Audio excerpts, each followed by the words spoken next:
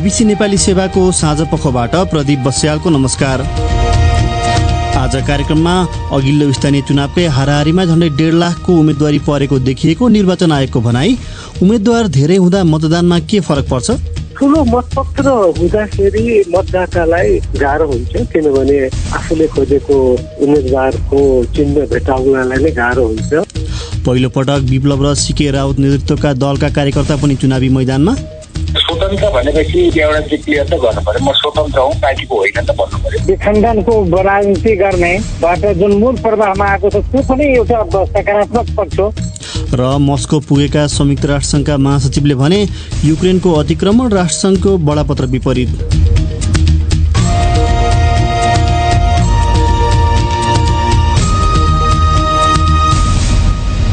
तर सबैभन्दा पहिले आजका प्रमुख विश्व समाचार। सञ्जय ढकालबाट समाचार सुन्नुहोस्। एउटा महत्वपूर्ण नीतिगत परिवर्तन गर्दै जर्मन सरकारले युक्रेनलाई करिब 50वटा विमानभेदी ट्याङ्क उपलब्ध गराउन अनुमति दिएको छ। जर्मन सेनाका पुराना ट्याङ्कहरू गत 1 दशकदेखि भण्डारमा थिए। तिनलाई अब प्राविधिक स्तरोन्नति गरेर युक्रेनी सेनालाई दिइने बताइएको छ। लामो समयदेखि जर्मनीले लडाईग्रस्त क्षेत्रमा ठूल्ठूला अस्त्र नदिने नीति अख्तियार गर्दै आएको थियो। तर चान्सलर ओलाफ सोल्जको सरकारमाथि युक्रेनी फौजलाई शक्तिशाली अस्त्र नदिएकोमा दबाव बढ़िरहेको थियो। नेटोका 40 सदस्य देशका मन्त्रीहरूबीच युक्रेनलाई थप सैन्य सहायता दिने बारे जर्मनीमा कुराकानी हुने लाग्दा उसको पछिल्लो निर्णय आएको छ। बर्लिनबाट संवाददाता डामियन मगिनिज भन्छन्, जर्मन सरकारले विभिन्न अस्त्रहरू युक्रेनलाई दिँदै आएको थियो, तर उसले युक्रेनले खोजेका जस्ता ठूला अस्त्रहरू नदिएकोमा देशभित्र र बाहिर जर्मन सरकारको आलोचना हुँदै आएको थियो। संवाददाता डामियन मगिनिजको भनाई। संयुक्त राष्ट्रसङ्घका महासचिव एन्टोनियो गुटेरसले युक्रेनको अतिक्रमण राष्ट्रसङ्घको बडापत्र विपरीत भएको रूसी विदेश मन्त्री सेर्गेई लाभ्रोभलाई बताएका छन्। लाभ्रोभसँगको संयुक्त पत्रकार सम्मेलनमा बोल्दै उनले युक्रेनमा युद्ध अपराधका घटना भएका विवरणबारे चिन्ता प्रकट गरे। उनले रूस र युक्रेन बीच मानवीय सम्पर्क समूह बनाउन चाहेको बताए। लाभ्रोभले चाहिँ पश्चिमा शक्तिहरूले राष्ट्रसङ्घको प्रणाली बेवास्ता गर्दै गठबन्धन गरेको आरोप लगाए। गुटेरसले रूसी राष्ट्रपति भ्लादिमिर पुटिनसँग पनि भेट्दैछन्। यसअघि रूसी विदेश मन्त्रीले नेटोमाथि रूस विरूद्ध छद्म युद्ध छेडेको आरोप लगाएका थिए। सेर्गेई लाभ्रोभले पश्चिमा देशहरूले युक्रेनलाई दिएका अस्त्रहरू रूसका निम्ति वैध निशाना हुने बताएका थिए। साथै उनले युक्रेन युद्धले तेस्रो विश्वयुद्ध निम्त्याउने सम्भावना दोहोर्याए। युक्रेनका विदेश मन्त्री दिमित्रो कुलेबाले रूसको पराजय हुन लागेको ठानेर लाभ्रोभले पश्चिमा देशहरूलाई तर्साउन खोजेको बताएका छन्।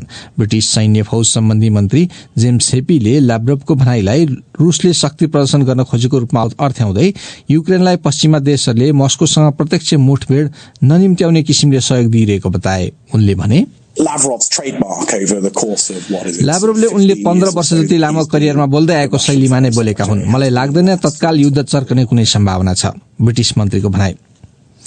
चीनको राजधानी बेजिङका अधिकारीहरूले कोभिड संक्रमणको ताजा लहर नियन्त्रणमा लिइएकोमा आफूहरू विश्वस्त भएको बताएका छन्। तर उनीहरूले राजधानीका 2 करोड़ 10 लाख बासिन्दा मध्ये अधिकांशलाई परीक्षण गराउन पनि लागेका छन्। उनीहरूले आशा प्रकट गरे पनि नगर अधिकारीहरूले कतिपय इलाकामा लकडाउनको आदेश दिएका छन्। खाद्य आपूर्तिकर्ताहरूले आधारभूत आवश्यकताका सामग्री 5 गुणासम्म धेरै मगाइरहेका छन्। गत 1 महिनादेखि लकडाउनमा रहेको सांघाई शहरको जस्तो अवस्था दोहोरिन नदिन बेजिङ प्रयत्नरत छ। मंगलबार सांघाईमा कोभिडबाट 52 जनाको ज्यान गएको छ भने 16,000 थप संक्रमित फेला परेका छन्। सामाजिक सञ्जाल ट्विटरलाई विश्वकै सबभन्दा धनाढ्य व्यक्ति इलोन मस्कले किन्ने सम्झौता पश्चात ट्विटरका प्रमुखले अब त्यसको भविष्य कस्तो हुन्छ भन्ने बारे अन्यल रहेको स्वीकारेका छन्। $44 अर्ब तिरेर कैयन विश्व नेताहरूसहित 30 करोड़ प्रयोगकर्ता भएको ट्विटरको स्वामित्व मस्कले लिन लागेका छन्। ट्विटरका प्रमुख कार्यकारी पराग अग्रवालले कर्मचारीहरूसँग बोल्दै अब ट्विटर कुन दिशामा जान्छ भनेर आफूलाई पनि थाहा नभएको बताए। तत्काल कसैको जागिर नजाने पनि उनले बताए। सोमबार एक संयुक्त वक्तव्यमा इलोन मस्क र ट्विटरले उक्त सामाजिक सञ्जालको मञ्चलाई साबिक भन्दा राम्रो बनाउने भनेका छन् अनि अभिव्यक्ति स्वतन्त्रतालाई थप महत्व दिइने पनि जनाएका छन्। र विदेशी मुद्राको भण्डार रितिएर खाद्य सामग्री, इन्धन र औषधि समेत आयात गर्न नपाई चरम आर्थिक संकट झेलिरहेको श्रीलंकाले डलर भित्र्याउन नयाँ भिजा योजना अघि सारेको छ।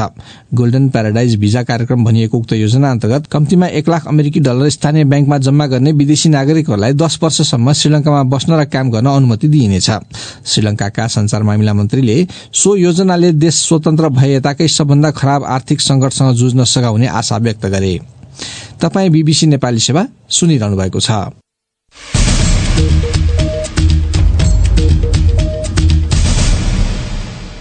साँझ पखमा पुनः स्वागत छ। अबको 17 दिनमा हुन लागेको स्थानीय तह चुनावका लागि कम्तीमा अघिल्लो चुनावकै हाराहारीमा झण्डै 1.5 लाख उम्मेदवारी परेको निर्वाचन आयोगले जनाएको छ। आइतबार र सोमबार गरेर उम्मेदवारी दर्ताका लागि निर्धारित 2 दिनभित्र परेको उम्मेदवारीको पूर्ण विवरण यो समाचार तयार पार्दासम्म आइसकेको छैन। तर आयोगका प्रवक्ताले अब थपिने संख्या उनकै शब्दमा उल्लेख्य नहुने बताएका छन्। वैशाख 30मा देशभरिका 753 स्थानीय तह अन्तर्गत कुल 35,221 पदका लागि मतदान हुँदैछ। सुनौ एक रिपोर्ट। खास गरी 5 दलीय सत्ता गठबन्धनले धेरैतिर चुनावी तालमेल गरेको अवस्थामा समेत उम्मेद्वारहरू अघिल्लो चुनावकै हाराहारीमा देखेका हुन्। त्यसबेला मुख्य रूपमा नेकपा एमाले र नेकपा माओवादी केन्द्रले चुनावी तालमेल गरेर उम्मेद्वार उठाएका थिए। उम्मेदवारीको कुल संख्या निर्वाचन आयोगको प्रणालीमा राख्ने काम जारी रहे पनि सम्बन्धित ठाउँहरूमा निर्वाचन प्रक्रिया नरोकिएको आयोगका प्रवक्ता शालिग्राम शर्मा पौडेल बताउँछन्। करिब अब 1,50,000 1,49,000 चान्स इन्ट्री भएको छ। केही अत्यन्तै दुर्गम ठाउँ जहाँ अब इन्टरनेट कनेक्सन छैन अथवा पुवर छ, बत्ती छैन, सोलर डाउन भएको छ होइन, यस्तो ठाउँहरूको केही पोस्टिङ बाँकी छ अझै पनि। त्यो भनेको रिमार्केबल हुन्न, केही अलिकति मात्रै आउला। अब अहिले 1,50,000 को हाराहारीमा लगभग उम्मेदवारी दर्ता भयो। दर्ता त हिजै भयो। अब डाटा इन्ट्री हामीले रिसिभ गर्यौँ, त्यसको विवरण निकाल्ने, हार्ड कपी निकाल्ने, सूचना टाँस गरेर उहाँहरूले प्रक्रिया अगाडि बढेको छ। यो डाटा त अब हामी कहाँ डाटा नआए भने त त्यो त त्यहाँको त्यो निकाय त स्वायत्त निकाय हो नि। उसले यहाँ त यो त हामीले त एउटा डाटा एकुमुलेट गरे न हो। यसको त केही निर्वाचन प्रयोजनमा यसको त केही माने छैन। सम्बन्धित निर्वाचन अधिकृतको कार्यालयमा मनोनयन भयो, त्यसपछि उसले त्यसको मनोनयन भएकाको सूची निकाल्यो, आज धाबी विरोध हेर्यो, भोलि र पर्सि उसले जाँच गर्छ। उसले त हामी कहाँ डाटा नपठाइकन पनि निर्वाचन सक्न सक्छ नि त। यसपटक स्वतन्त्र उम्मेदवारी केही बढी परेको देखिएको आयोगका प्रवक्ताले बताए। यसै विषयमा हामीले एकजना पूर्व प्रमुख निर्वाचन आयुक्त भोजराज पोखरेललाई सम्पर्क गरी उम्मेद्वारहरूको हालसम्म देखिएको मोटामोटी संख्यालाई कसरी बुझ्ने भनी सोधेका छौं। जति निर्वाचित हुने पदहरू छ करिब 35,000, त्यो संख्याको तुलना गरेर हेर्दा यो संख्या ठुलो होइन। किनभने प्रति पद करिब 4वटा जस्तो उम्मेदवारी आजको तथ्याङ्कले देखाएको छ। हाम्रो जस्तो अवस्थामा स्वाभाविकै हो भन्छु म। उम्मेदवारको संख्या बढ्दाखेरि केही असर पर्छ कि पर्दैन? खास गरेर मतपत्रको आकार लगायत चुनाव चिन्ह थपिने लगायतका कुरा गर्छन्, त्यसमा चाहिँ के असर पर्छ सामान्यतया? अब ठुलो मतपत्र हुँदाखेरि मतदातालाई गाह्रो हुन्छ। किनभने आफूले खोजेको उम्मेदवारको चिन्ह भेटाउनलाई नै गाह्रो हुन्छ। अर्को मतपत्रको स्वभावतः त्यो चिन्हहरू सानो हुन्छ, सानोमा लानुपर्ने हुन्छ। किनभने हाम्रो योभन्दा अगाडि करिब 120 जना उम्मेदवार हुँदाको अवस्थामा मतपत्र यति गाह्रो भएको थियो, धेरै मतहरू बदर पनि भएको अवस्थाहरू थियो। यी खालका चुनौतीहरू रहन्छन्। मतदाताको हकमा पनि निर्वाचन आयोगको हकमा पनि सबै पक्षलाई गाह्रो हुन्छ। जति थोरै हो त्यति राम्रो हो। मतपत्र छापिसकेको पृष्ठभूमिमा उम्मेदवारहरू बढी हुँदा अझ चुनाव चिन्ह थप्नुपर्ने अवस्था हुन सक्छ कि सक्दैन? अनि त्यसको लागि चाहिँ कसरी व्यवस्थापन गर्नुपर्ने हुन्छ? अब कहाँ कस्तो अवस्था छ त्यो नहेरिकन भन्न सकिन्न। यदि कुनै ठाउँमा अलि निर्वाचन आयोगले मैले बुझेसम्म जुन दलहरूले जहाँ उम्मेदवारी दिन्छु भने तिनीहरूको र अरू स्वतन्त्रको लागि केही चिन्ह उसले राखेर मतपत्र अग्रिम रूपमा छापेको छ। यदि कहीँ कोही उम्मेदवार बेसी भयो, चिन्ह हुँदा बेसी भयो भने त आयोगले उम्मेदवारी दिइसकेपछि त उसलाई चिन्ह दिनै पर्यो। भनेपछि फेरि छपाउनु पर्यो मतपत्र उसो भए ठाउँ विशेषमा जहाँ जहाँ त्यो असर पर्छ त्यो अवस्थामा त उसले व्यवस्थापन त गर्नै पर्यो जसरी भए पनि। किनभने उम्मेदवारी स्वीकार गरिसकेपछि उसलाई निर्वाचन प्रक्रियामा भाग नलिई भन्नलाई चिन्ह नदिने कुरा त आएन। त्यस्तो अवस्थामा पुनः सफाई गरेर भए पनि निर्वाचन गराउनु पर्ने उसको कर्तव्य हुन्छ। अब अर्को एउटा पाटो उम्मेदवारीसँगै धेरैले चाहिँ खास गरेर महिला अधिकार कर्मीहरूले यो पटक गठबन्धनको कारणले गर्दा दलहरूको तालमेलले गर्दाखेरि महिला प्रतिनिधित्व अझ सङ्कुचित हुने भयो, साँघुरो हुने भयो भनेर आशंका व्यक्त गर्दैछन्, चिन्ता व्यक्त गर्दैछन्। यसमा के भन्नुहुन्छ यहाँ? दलहरूले त्यसै पनि सम्भव भएसम्म कानुनले लेखे पनि उम्मेदवारी बरु कम दिन पाए हुन्थ्यो भन्ने मानसिकता अझै पनि छ हाम्रो राजनीतिक दलहरूमा। अहिले चाहिँ उनीहरूले उदार भएर कानुनमा यो भने पनि अझ बढिदिउँ भनेर त्यस किसिमको ठुलो छाती हाम्रो दलहरूको नभइसकेको एउटा पृष्ठभूमि। अहिले चाहिँ अब एउटै दलले दुईटा पदमा उम्मेदवारी दिँदा भिन्न लिङ्ग हुनुपर्ने भनियो। अब त्यसको चाहिँ दुरुपयोग हुने सम्भावना चाहिँ बढ्यो र मलाई के डर लागिरहेछ भने खास गरी यो जुन प्रमुख र उपप्रमुख पदहरूमा योभन्दा अगाडि जुन किसिमको परिणाम हामीले जुन किसिमको प्रतिनिधित्व प्राप्त गर्न सकेका थियौँ महिलाको, यसपालि त्यो घट्छ भन्ने मलाई चाहिँ डर लागिरहेको छ। त्यो सम्भावनातिर मुलुक गइरहेको पनि छ, जुन कुरा गलत हो। उनी थिए पूर्व प्रमुख निर्वाचन आयुक्त भोजराज पोखरेल, साथी गनी अन्सारीसँग कुरा गर्दै। स्थानीय तहको निर्वाचनमा विभिन्न दलहरूको तामझामपूर्ण उम्मेदवारी दर्ता बाहेक नेत्रविक्रम चन्द विप्लव नेतृत्वको दल नेपाल कम्युनिस्ट पार्टी नेकपाका नेता तथा कार्यकर्ताको उम्मेदवारीले पनि कतिपयको ध्यान तानेको छ। देशका थोरै स्थानमा उनीहरूले उम्मेदवारी दिएका विवरण आए पनि उक्त दलभित्र त्यसलाई लिएर बहस भने तीव्र छ। अघिल्लो चुनावताका हिंसात्मक गतिविधिमा संलग्न भएको उक्त दलको गतिविधिमाथि सरकारले प्रतिबन्ध लगाएको थियो। उक्त दलको पछिल्लो केन्द्रीय समिति बैठकमा चुनावमा भाग लिने वा नलिने भन्ने विषयमा ठूलै वाद विवाद भएको बताइएको थियो। यसै विषयलाई लिएर हामीले निर्वाचनमा भाग लिन नहुने पक्षमा रहेका सचिवालय सदस्य धर्मेन्द्र बास्तोलासँग सम्पर्क गर्दै स्थानीय तहमा उम्मेदवारी परेको विषयलाई पार्टीले कसरी लिएको छ भनी सोधेका छौं। पार्टीले चाहिँ पार्टीको तर्फबाट उम्मेदवार नचुने हैन भन्ने निर्णय गरिएको थियो, तर अब महासचिव र प्रमुखका आफूले चाहिँ अलि बढी कसिएर लाग्यो। त्यसले गर्दाखेरि एउटा बहसको विषय बनाएको थियो यहाँ चाहिँ। तर फेरि अत्यधिक साथीहरूको कस्तो देखियो भन्दाखेरि पार्टीको नीतिप्रतिको प्रतिबद्धता सबै जिल्लाहरूमा देखियो। एक दुईवटा जिल्ला बाहेक कालीकोटमा चाहिँ अलिकति त्यहाँ गएको जस्तो देखिन्छ, रोल्पामा पनि अलिकति गएको देखिन्छ, रुकुममा पनि एक दुईजना साथीहरू गएको जस्तो देखिन्छ, बजाङमा अनि त्यसपछि यता पूर्व इलाममा अलिअलि गएको देखिन्छ, नत्र त्यस्तो गएको चाहिँ देखिँदैन उम्मेदवारी गरेको। अहिलेसम्मको हेर्दाखेरि कुन रूपमा अगाडि बढ्नुहुन्छ त? होइन, अब हामीले भनेको चाहिँ वैज्ञानिक समाजवाद चाहिँ एउटा शब्दमा एक्सप्रेस गरे पनि आधारभूत रूपले अहिले देशको जुन समस्याहरू छन्, राष्ट्रियता, जनतन्त्र, जनजीविकाका समस्याहरू, घाँस कपास स्वास्थ्य, शिक्षा, रोजगारीका कुराहरू, न्याय, सुरक्षाका कुराहरू, होइन, जनताको प्रत्याभूत गर्ने राजनीतिक प्रणाली र त्यसलाई प्रत्याभूत गर्ने राजनीतिक प्रणाली स्थापित गर्नुपर्छ भन्ने हाम्रो कुरा छ। र त्यसको निम्ति एउटा ठुलै जनताको सङ्घर्षको आवश्यक पर्छ, राजनीतिक सङ्घर्षको। त्यसको निम्ति एउटा स्पष्ट प्रकारको राजनीतिक कार्यदिशा र कार्यनीति हुनुपर्छ, त्यो कुरा हामीले भनिरहेका छौँ। तर अब यो संसदीय चुनावमा प्रवेश गरिसकेपछि त्यसले सबै कुराहरू चाहिँ नामै टुल्छन्। फेरि जसले उम्मेदवारी दिनुभएको छ उहाँहरूलाई के कारबाही हुन्छ कि? त्यस्तो कारबाही गर्ने भनेका थिएनौँ हामीले। चाहिँ स्वतन्त्र उम्मेदवारको रूपमा जाने भनेर हामीले भनेको। तर यहाँ के भयो भने पार्टी चुनावमा नजाने भनेपछि पार्टीका शीर्ष नेतृत्वहरू पनि त्यसमा चाहिँ इन्भल्भ नहुनु पर्ने हुन्थ्यो र पार्टीका केन्द्रीय सदस्यहरू र जिल्लाका सदस्य र पदाधिकारी नजानु पर्ने हुन्थ्यो। जस्तो राजीनामा दिएर जानुपर्छ भन्ने खालको पनि कुरा थियो नि त। स्वतन्त्र भनेपछि एउटा चाहिँ क्लियर त गर्नु पर्यो, म स्वतन्त्र हुँ, पार्टीको होइन त भन्नु पर्यो। भनेपछि यो जुन उम्मेदवारी दर्ता भएको छन्, ठाउँ ठाउँमा विवरण आएका छन्, त्यो पार्टीको ठ्याक्कै नीति विपरीत चाहिँ होइन? नीति विपरीतै त होइन, तर जो केन्द्रीय समितिका सदस्यहरू उम्मेदवार हुन्छन् होइन र जिल्लाका सदस्य हुन्छ त्यो त पार्टीको नीति विपरीतै भयो। किनभने पार्टी भनेको केन्द्रीय सदस्य र केन्द्रीय समिति र जिल्ला समिति हुन्छ, अथवा केन्द्रीय समितिको सदस्य र जिल्ला समितिको सदस्य हुन्छ। पार्टी भनेको नेपालमा हाम्रो पार्टी मात्र होइन कि संसारका जति पार्टी छन् नि त्यो पार्टी सबैको भ्यालु भनेको सेन्ट्रल कमिटी र डिस्ट्रिक्ट कमिटी हो होइन। भनेपछि यही कारणले पार्टी विभाजन त हुन्न?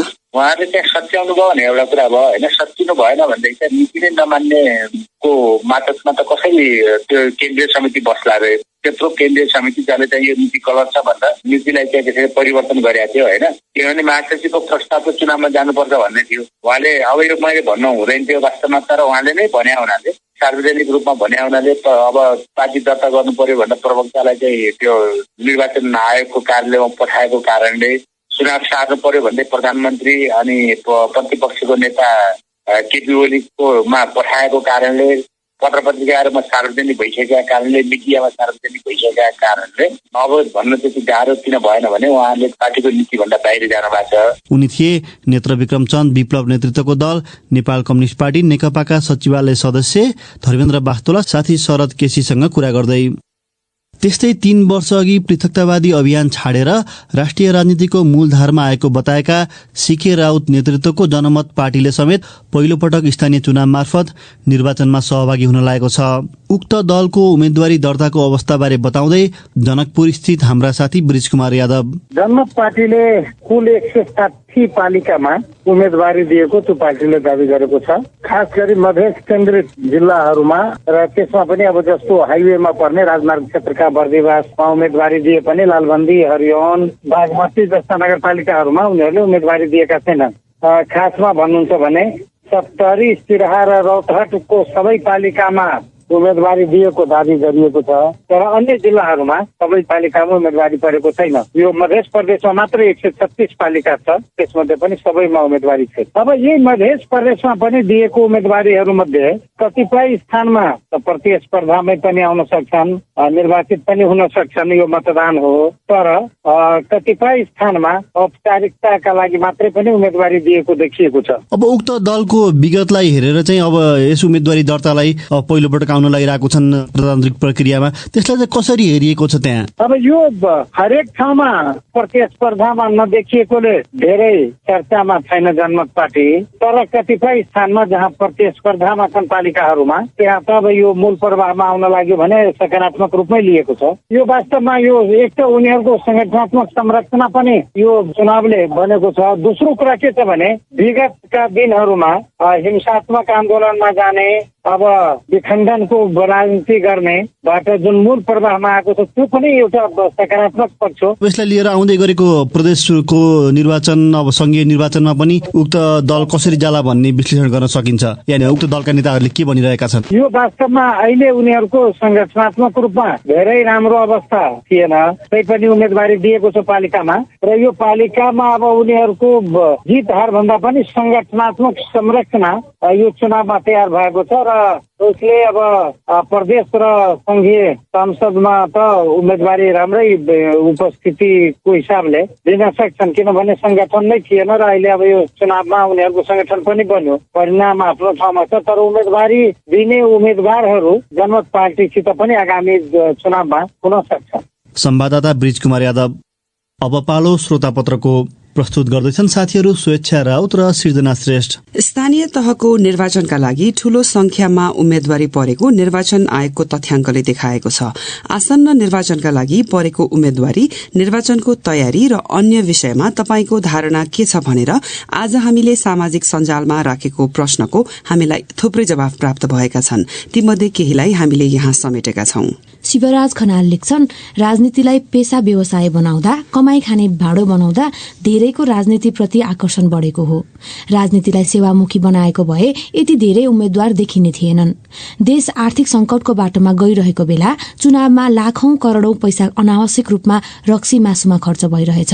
यसलाई कसले रोक्ने? केपी पन्थी भन्छन्, स्थानीय तहमा आफै कानून बनाउने, आफै लागू गर्न पाउने र बजेट पनि पहिला भन्दा धेरै नै हुने हुँदा मान्छेहरूले त पैसा कमाउनकै लागि पार्टीलाई पैसा दिएर टिकट हात पारेका छन्। मुख्य कुरा स्थानीय तहमा मौलाएको भ्रष्टाचार नै हो, जसरी पनि जित्ने, जसरी हुन्छ कमाउने। अर्जुन भण्डारीको भनाइ छ, देशमा बेरोजगारी बढेको र राजनीति सेवा भन्दा व्यवसायको रूपमा अगाडि बढेको छ। यसको गतिलो प्रमाण प्रदेश छोडेर स्थानीय तहमा आएका छन्। रोहित विश्वकर्मा भन्छन्, यसपालिको निर्वाचनमा उम्मेद्वार बढ्नुका कारण 1. निर्वाचन आयोगमा विगतका भन्दा बढ़ी राजनीतिक दल दर्ता हुनु, 2. दलका कार्यकर्तामा सत्ता मोह तथा असन्तुष्टिले बागी उम्मेद्वार बन्नु, 3. आम वर्ग सिन्डिकेटको राजनीतिबाट वाक्क भएर स्वतन्त्र उम्मेद्वार बन्नु आदि हो।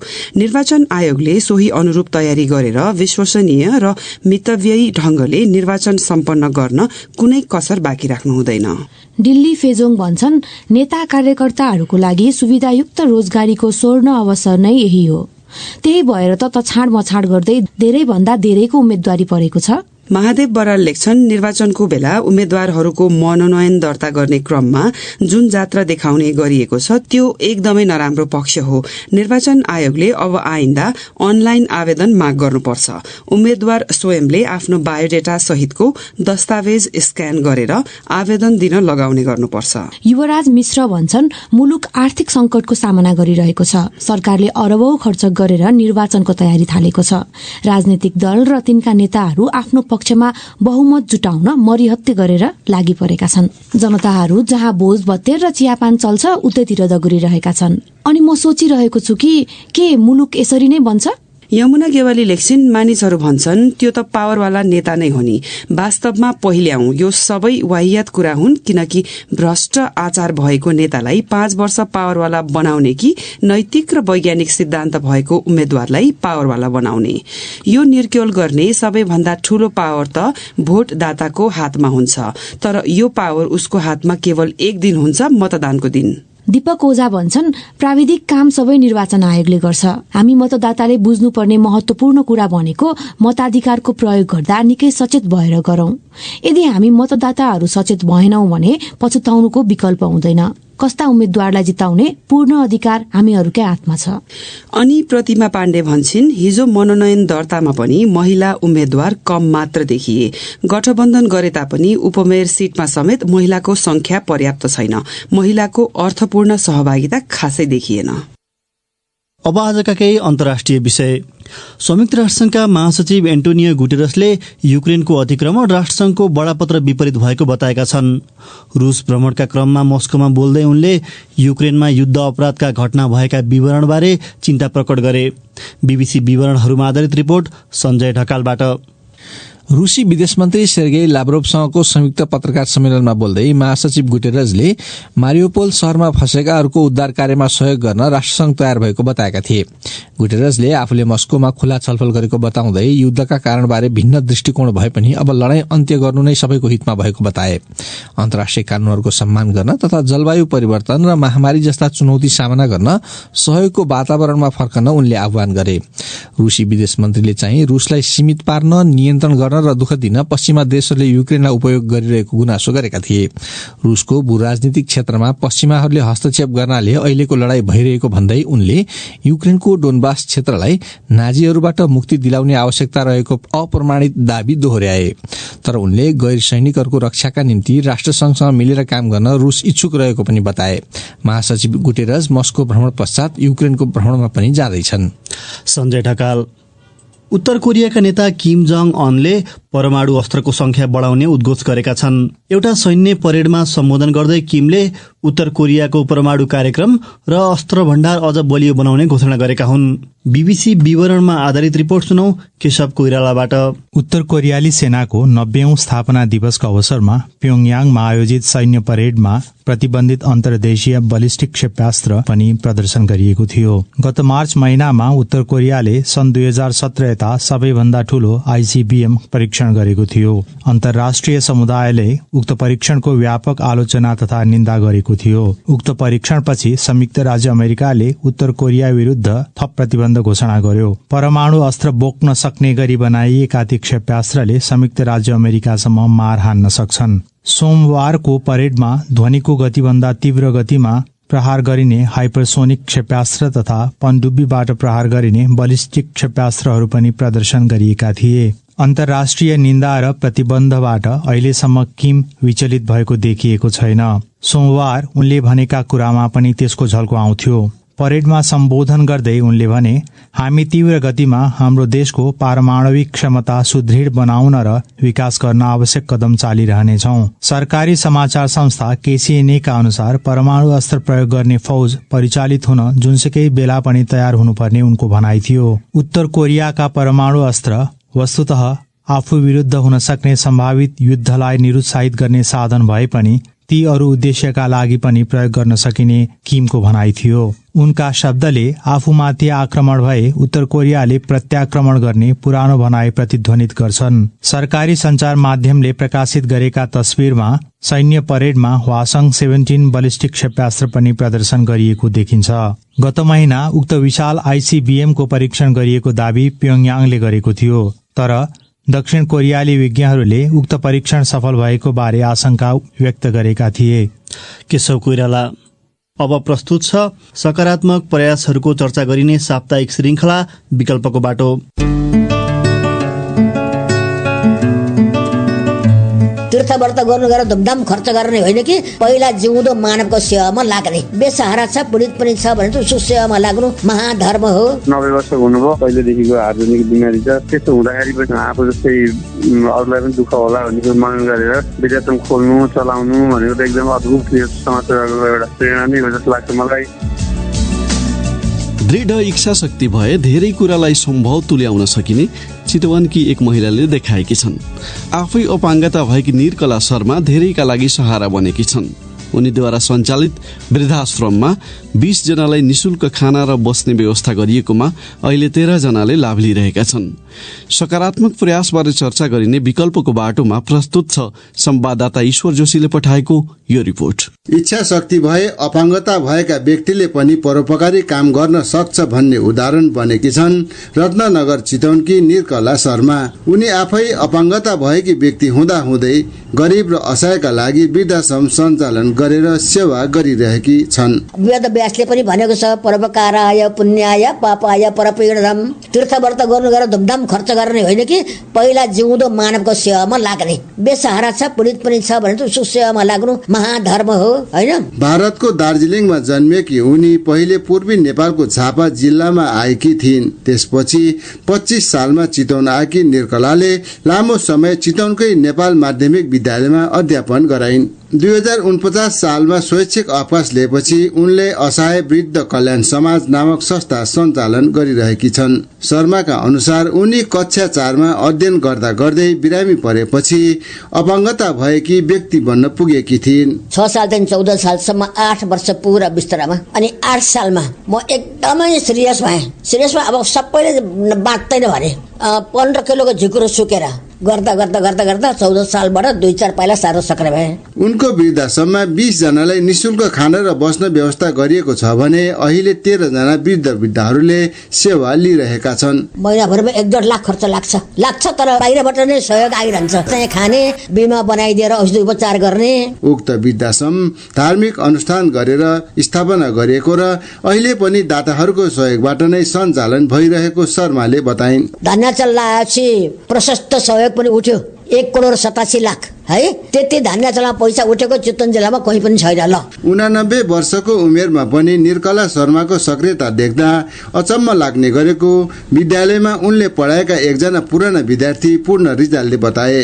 कहाँको मान्छे आएर चितवनमा आएर यत्रो संस्था खोलेर निस्वार्थ रूपमा आफ्नो तलब पेन्सन सबै पैसा त्यसैमा हालेर आफू त्यही उनीहरूसँगै बसेर चाहिँ समाजको लागि राम्रो काम गर्नुभएको छ। समाजले एकदम आदरयुक्त रूपमा प्रेरणादायी रूपमा समाजले हेरेको छ। उनले आफ्नो शेष पछि पनि वृद्धाश्रम सञ्चालनमा कठिनाइ नहोस् भनेर आमाको नाममा गायत्री ट्रस्ट खोलेर करिब 10 लाख अक्षय कोष पनि राखेकी छन्।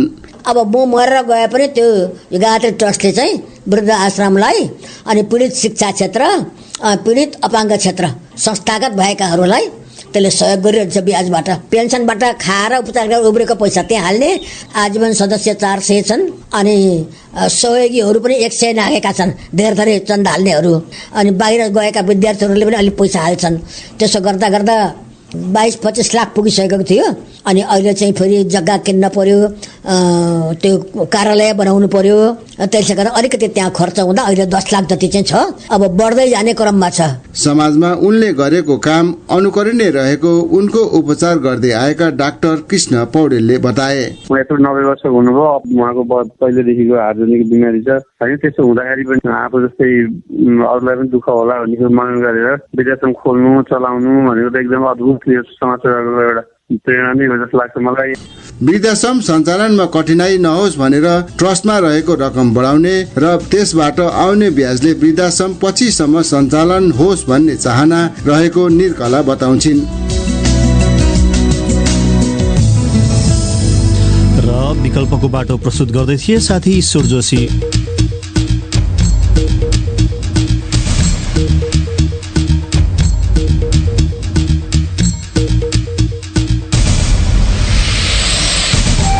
हवस् त यसका साथै बीबीसी नेपाली सेवाको साँझ पख यही सकिन्छ।